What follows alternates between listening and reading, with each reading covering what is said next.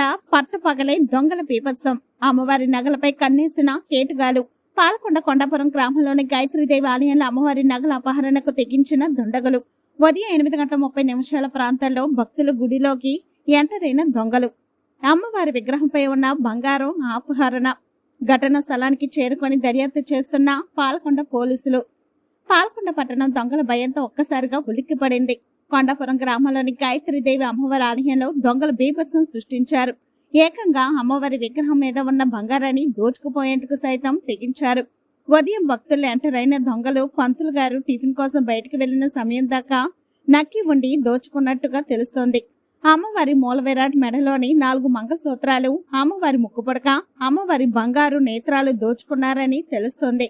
వెంటనే ఘటన స్థలంలోకి పోలీస్ సిబ్బంది చేరుకుని క్లూస్ కలెక్ట్ చేసే పనిలో పడ్డారు. ఒక దంపతుల జంట ఈ దుర్ఘటనకు ఒడిగట్టినట్టు అనుమానిస్తున్నారు పాల్కొండ పోలీసులు. తెల్లవారి అల్పాహారం చేస్తుండగా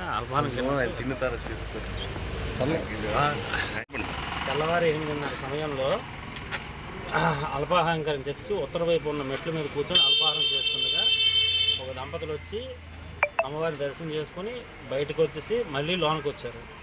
లోనికి వచ్చి ఈలోగా అల్పాహారం చేసి చేతులు కొడుక్కొని బయటికి ట్యాప్ దగ్గరికి వెళ్ళి చేతులు కొడుక్కొని చూసుకెళ్ళి హడావుడిగా వెళ్ళిపోతున్నారు. కాబట్టి లోనికి వచ్చి అమ్మవారిని చూసుకెళ్ళి అమ్మవారికి ముఖానికి ఉండే నేత్రాలు, నొత్తు, మెడలో ఉండే అడుగులు, శతమానం అడుగులు కూడా 2 జతలు పట్టుకొని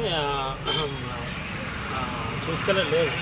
తెర చూసుకెళ్ళి హడావుడిగా బందెక్కి వెళ్ళిపోతున్నారు. బయటకు వచ్చి నేను పెద్దగా గొడ్డు చేసరికి ఆ పక్కన ఉన్న వాటర్ ప్లాంట్ వాళ్ళు ఏంటంటే వాళ్ళు ఎవరో వాళ్ళకి వివరాలు చెప్పారు. వాళ్ళకి పరిచయాలు. వెంటనే స్టేషన్కి ఫోన్ చేసి స్టేషన్ దగ్గర వచ్చి కంప్లైంట్ ఇస్తే వాళ్ళు ట్రేట్ చేసి వారిని పట్టుకున్నారని తెలిసింది. ఆ విధంగా కంప్లైంట్ సుమారు అంత బంగారం అంత సుమారు 24 గ్రాములు. మీ పేరండి? చిట్టుబాబు, బంకుపల్లి చిట్టుబాబు సార్.